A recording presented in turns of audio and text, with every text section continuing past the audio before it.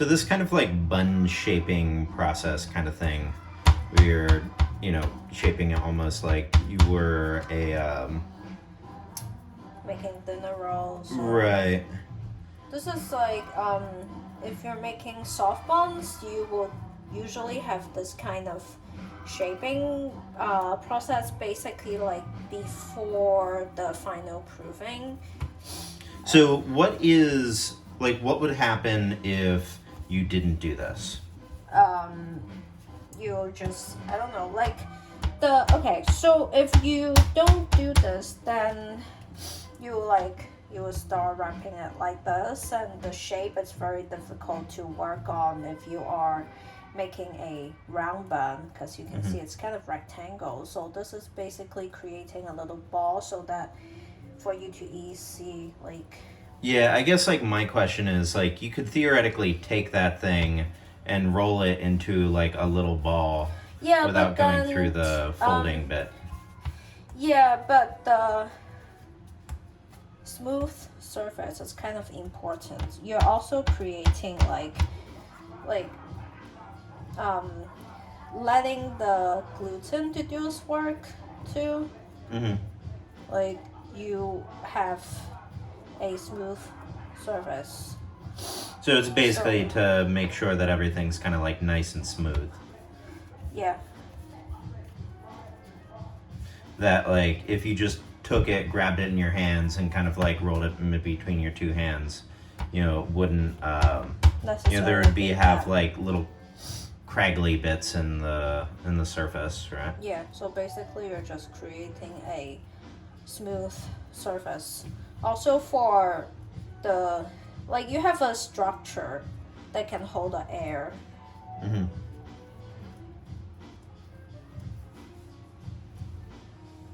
this one's nice. The dough is properly knead today. Oops, damn it.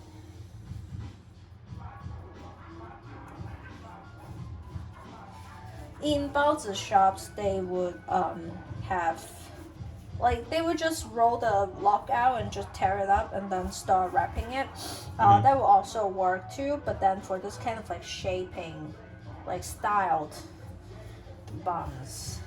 Yeah, I mean, like we usually do it like this. You're very loud. Well, compared you know. to. We're indoors. Yeah, well. Okay, because we are working. Oops. With 6 doughs. Put the ones in the fridge first. Just grab. If you're working at hot weather, just do this. Put all your small doughs back in the fridge. Okay, so we have this one. Okay, maybe we can go a little bit slower than you'd usually do. Okay. Just to kind of like show the actual like.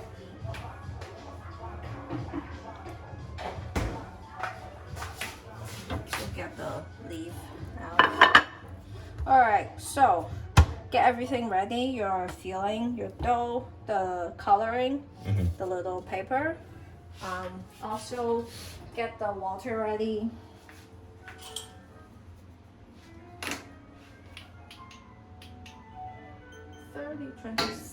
It needs to be proof at 35 in a sack. Oh,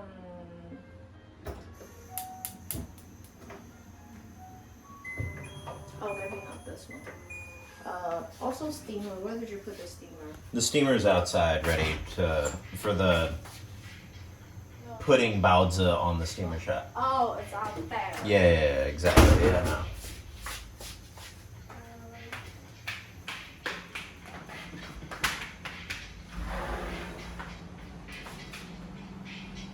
What's up, Hayek?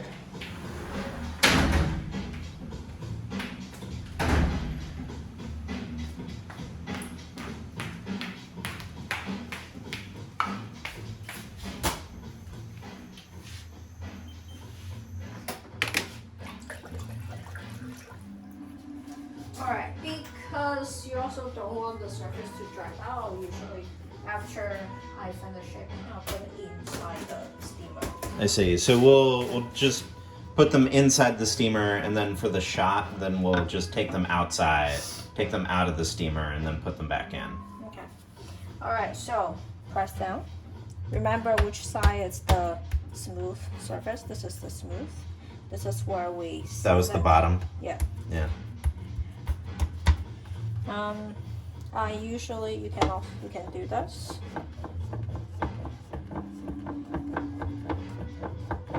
If your bean paste is very firm, you don't have to roll it for too big. Mm-hmm. If your bean paste is a little bit like soft and like a little bit more difficult to hold the. So our recipe is a little bit softer. Soft, yeah. So it really depends. So okay, do this. You're just stuffing it almost like it was a siomai? Trying to remember. It's been a while since. Not really. Okay, well then never mind.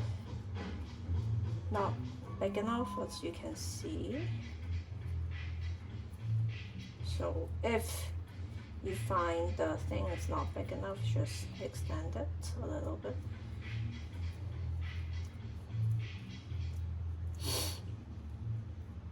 Kind of get it like this.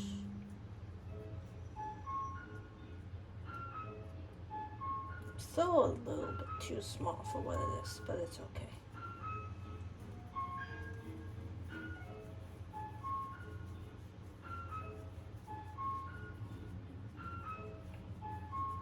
Alright, so seal it. So like if you have any cracks, just pinch them, kind of thing? Yeah, kind of, because this will be the bottom anyway. So this is the bottom of the baozi. Yeah. Yeah. Roll the bottom to seal it. Mm-hmm. And I'll do this to create a taller shape. And then roll it again to make sure you didn't break any of the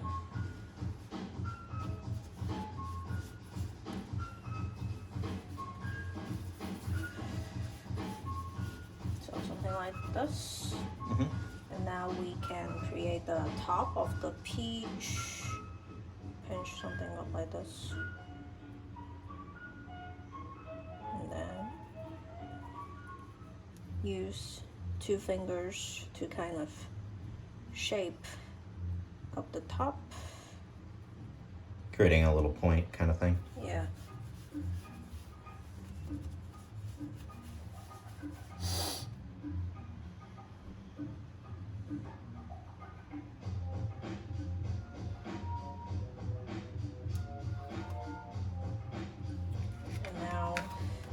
Get a bench.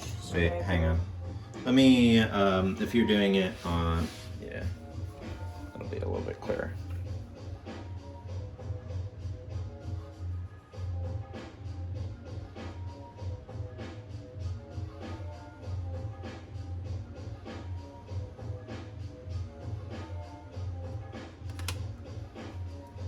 So now you have this.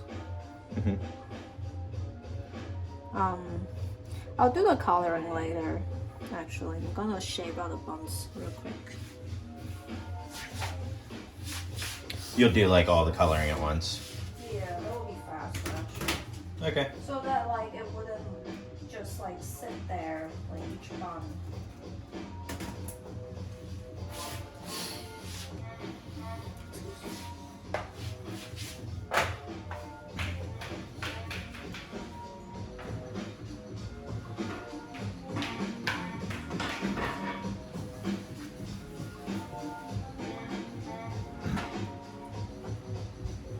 Oh no, I need to not show this fridge. This is our dirty fridge. This is our clean fridge that we use in videos. All right, let me sit down.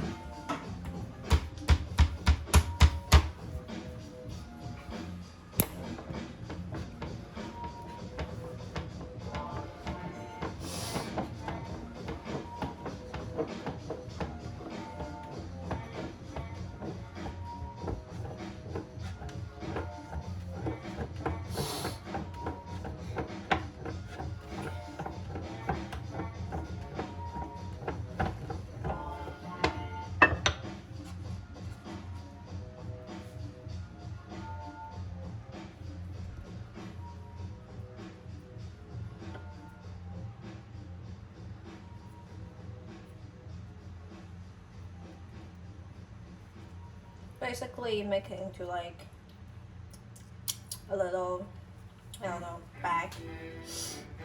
Now, one thing that I was just thinking about is sometimes I see some people's baozis online like look pretty ugly. Mm-hmm. What do you think is like the biggest problem? What kind of ugly you're talking about? Oh man, shit, I need to. You mean the very wrinkly ones? I would say like Or the the very... top of it looks, I don't know, stupid. I'd need to pull something up for you. Maybe I can on your phone. You mean the one that's like looks not... You know, very amateurish. Well, that may also... Well, that has a couple...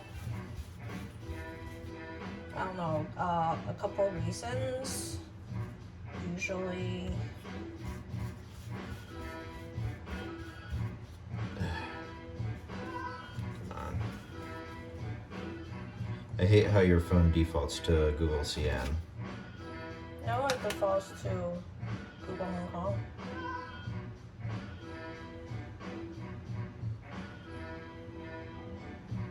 Are you on VPN? No, I see. I'm usually not on VPN.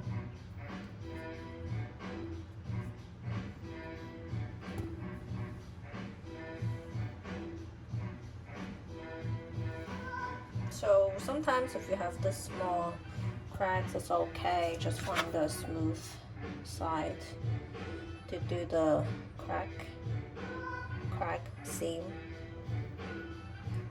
Also, you can like slightly etch the bench scraper. Hang on. Let me go over to this side. It's still not. There we go.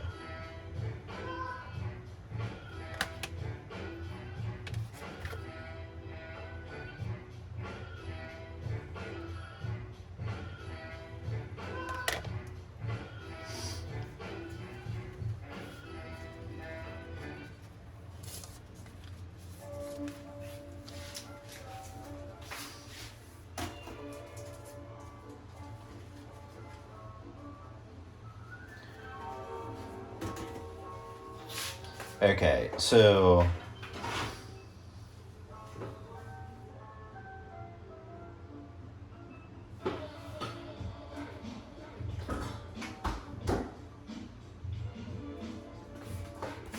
all right, so like for example, hang on, this Baozi.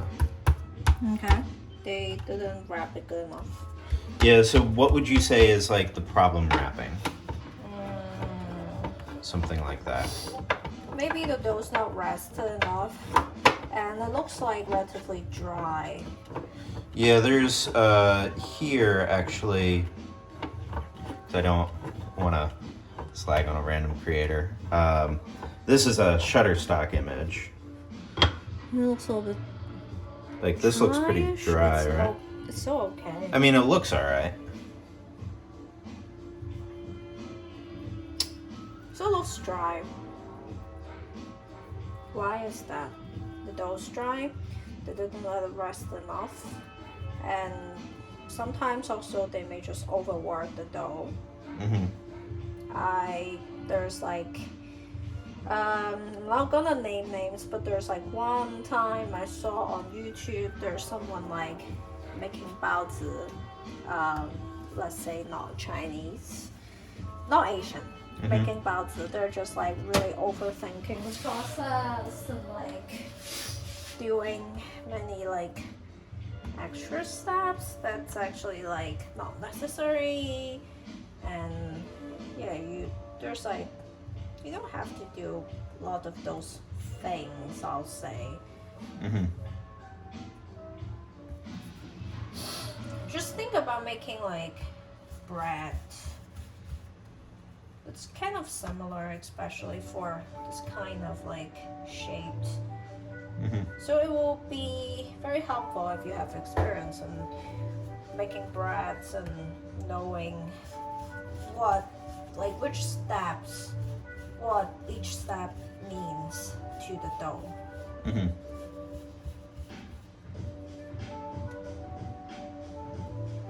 Like, what does it mean for the first fermentation, the second maybe, also what does it mean if you're making, like doing the final proofing? What does it mean when you need to knead it So for very long, or would you call, like, what do you think is a good introduction to, I don't know, Chinese dough making? Like, what would be like the easiest? What do you mean? There are different kinds of doughs. They serve different purposes. Yeah, I guess I'm asking, like, hang on.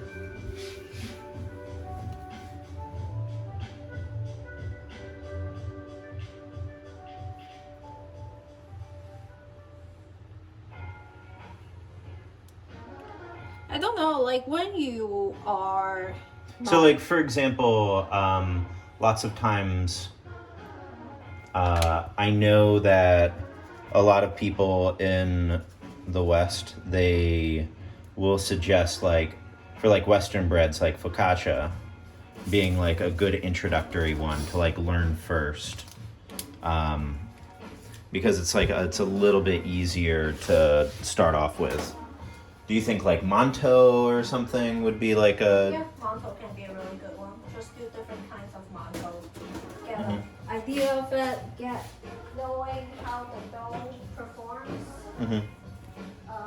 Because Chinese baozi, compared to Western bread, it's usually pretty low in hydration. Like this one, it's even lower, it's 55.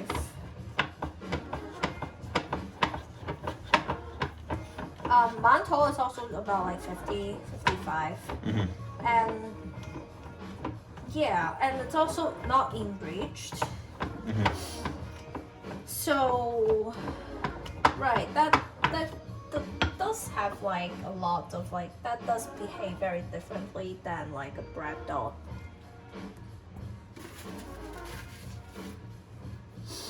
So yeah, mantou. Do the Cantonese style, do the northern style. Especially the northern style, it's really like teaches you a lot of basics. I also learned and improved a lot just trying to make mantou. Knowing how it works, what problem is that if you have like certain issues. Maybe we can actually do a video on like, the northern mantou or something. Yeah. I know we've been wanting to do that for a while, but like that might actually be like a decent angle for like a video, like how to deal with your Chinese style like bundles. Yeah, exactly. Like using it as like a base for. I mean, the other thing though, like, I don't know, if you're making baozi, like, in fairness, even if like they're not like that good, they're still like good, you know? Yeah, but good baozi, the dough is different. Well, it's good. It's good. Yeah. Like the one from yesterday, because it's so hot, it just like the gluten doesn't develop, and I have to knead it. I was trying to like knead it for longer, and then it just doesn't work. So like that's actually a good example though that kind of proves my point. Is like the ones from yesterday, we ended up steaming them, and then you basically made like what's the name of the northern style, like Lan long. Yeah, the lazy huajun, right? Lazy dragon. Yeah. That, you know, that with this bean paste, like steamed, like, yeah, maybe you wouldn't make a video about it, or you wouldn't sell it at a restaurant, but it's still good. It's so good when it's fresh. Today I checked on one of those. It's the dough is very stiff. Did you try re-steaming? No, but like You can tell the difference. The dough's very stiff.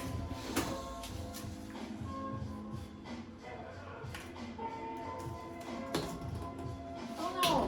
What? Gotta be quick, losing the crack. Do you think you can kind of like reform the crack? Yeah, you can. Yeah. Yeah, you can kind of Anyway, press it again.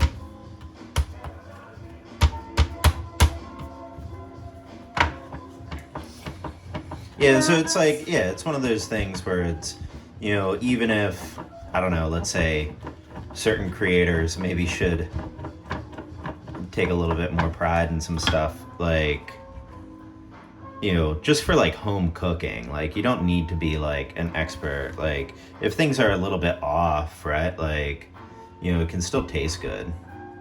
Yeah. Yeah, so I guess like, yeah, it's like always that kind of thing. It's like, I don't know, you can also just make what you want to make. You don't have to start with Monto. You didn't. I started with, what the hell was that? Oh, it was Tasu Bao. It was so Yeah. difficult. But speaking of Tasu Bao, I don't like, it is definitely something that like, if back then I knew how much I didn't know, I will definitely not dare to make Tasu Bao. We'll need to do a remake of it. Yeah, just so that like we can teach people some of the different variables and like, yeah, to explain exactly like why like we each do, step, yeah, right? each Like step kind of thing. Like I managed to make it, but then like it's that stage of like, okay, you need to follow all this like ritualistic steps, but then like you don't know you don't like know if something goes exactly like wrong, like how to fix adjust, it or right? adjust, yeah. Yeah.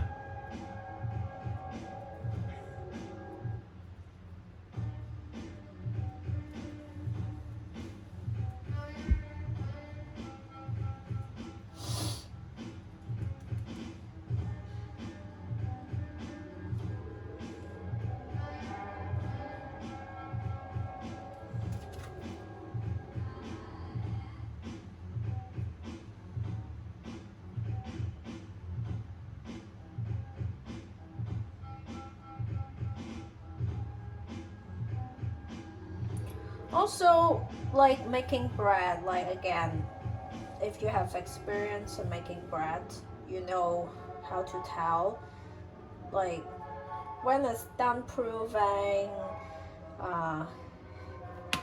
like what should you do when it's hot or too cold. Making baozi wouldn't be a problem for you.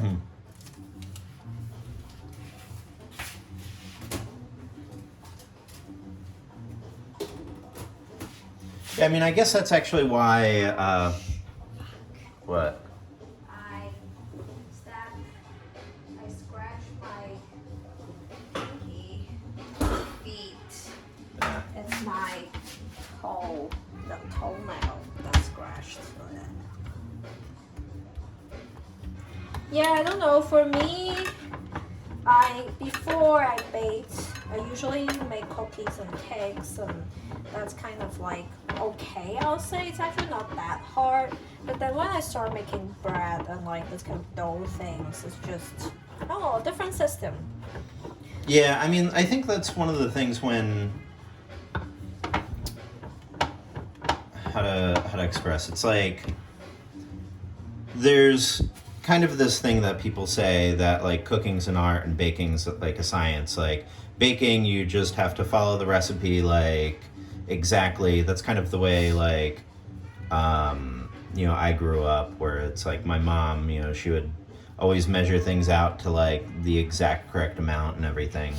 But kind of watching you go through like this process, it almost feels a little bit more like baking in reality is like it's just as instinctual, right? It's just like more to know. Dough things specifically, like things that involves with gluten, it's a little bit different. Like my dough game like improves together with bread making, noodle making, ramen making. Fuck. Yeah. Like last year, spent 2-3 months making ramen every day. That also, you know, teach you a lot on how to knead, how to look at the dough.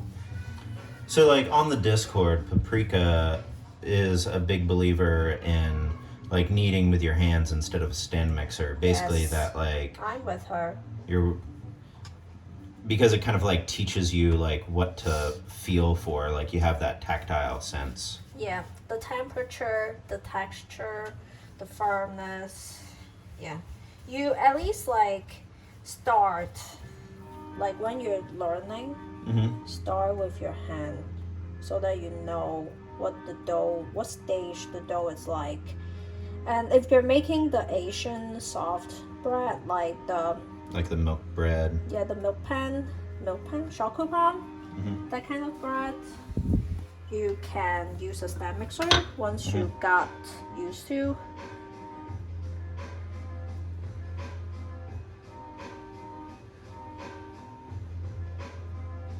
You mean that you don't think that people should slap and fold for 50 minutes like you did the pineapple buns? I mean, if you are learning, that can also be a pretty good exercise to just know how gluten develops. That's how people do it, like to get the gluten. There's still people doing it, like for certain kind of stuff. So, just letting everybody know, I am a filthy stand mixer user, which is why.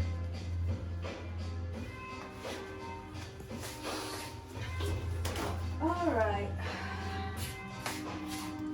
Now we can move on to the coloring stage. Now, this is the first one, as you can see. It's already. If you're fine, your crack being kind of like disappearing, just give it another.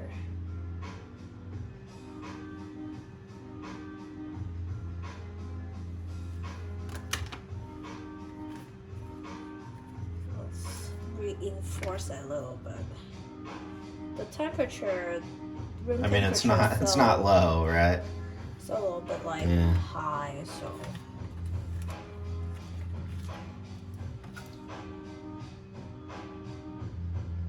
I mean, it's not Vancouver Pacific Northwest hot, but you know.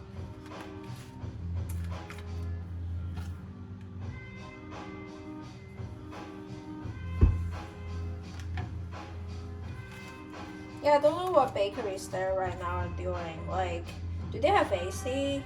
Yeah, I mean, not everywhere has AC, I guess, but I'm sure like bakeries would. I don't know. People in the Pacific Northwest. Although I think it's not as what do you call it? It's not as bad as it was like a week or two ago. Anyway, anybody in the Pacific Northwest, let us know, how do bakeries handle the heat wave?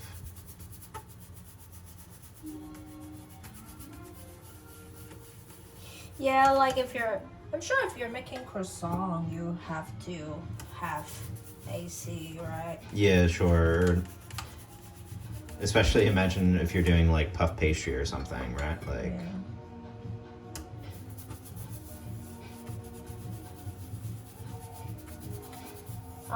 So if you just do the toothbrush and just do this thing, like just brushing, spreading it, it's okay, but you will have sometimes too much liquid on the bun surface and it will collect and kind of dripped, and that will create like watermarks. So just giving people some context, some people, if you look this one up online, they'll just kind of like do this with their finger, just a toothbrush in their finger, and not, Or a spray bottle. Spray bottle is also an option, but if your spray bottle is like it's like not misty enough, it will also be Yeah, much, sure. I'm imagining like some spray bottles would definitely like. Yeah, if like too much liquid collide, it would drip, and then it will create watermarks on it and just become kind of ugly.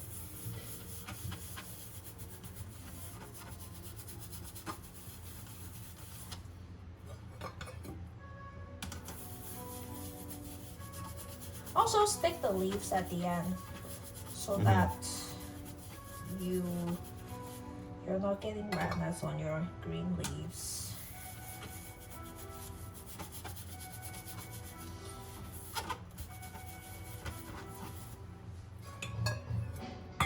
So if you are not very familiar with like this process, you should make less at first time. Maybe like cut it in half so that you kind of like you can control the timing a little bit better. I mean, also I think remember like probably I don't know. I mean, we do have some people That's really good at dough making. Well, no, I mean, there's that. I was just thinking about like, I was about to say like, oh, well, you know, most people don't live in subtropical climates, but then I was thinking like, actually, you know, we do have like, you know, some other like, you know, viewers, you know, from Asia and Singapore, and then also like, you know, Florida and Texas, right? So it is a variable for a lot of people, I would say.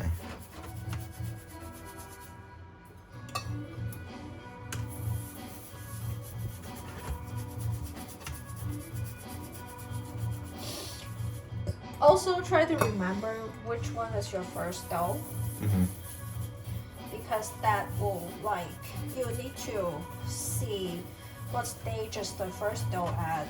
And, like, this is the first one I can remember. And the one, oops, at the center, it's the last one. The last one. Because you will need to check how it's, like, proofed, what stage it is at. As you can see, it drips.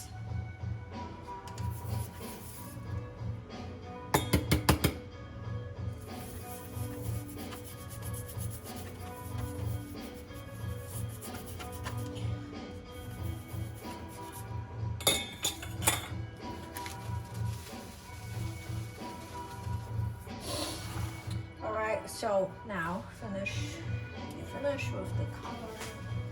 Get some clean water.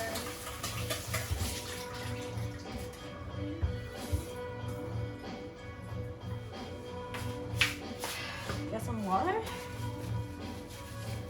And we're gonna do our leaves. Again, get the first one. Did it stick again? It's okay. So just basically wet the half.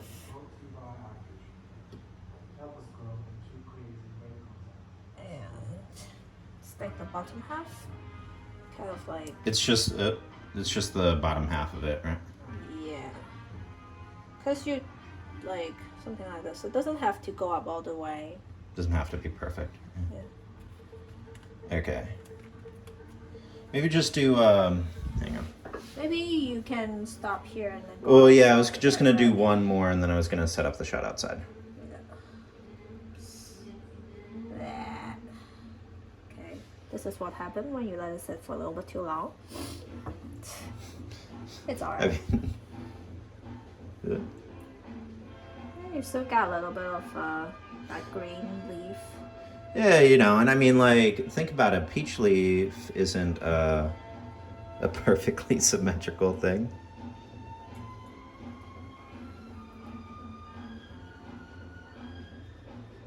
Something like this, it's okay. Like as long as you got something. Yeah, like, just some kind of visual. All right, so Steph's gonna finish up here. I'm gonna guess probably start to finish. Then this is 40 minutes. Really? Yeah. Right now we're at 38 and a half. Although I'll probably cut some of the beginning off when I was putting music on. But yeah. Okay. I've got to set stuff up.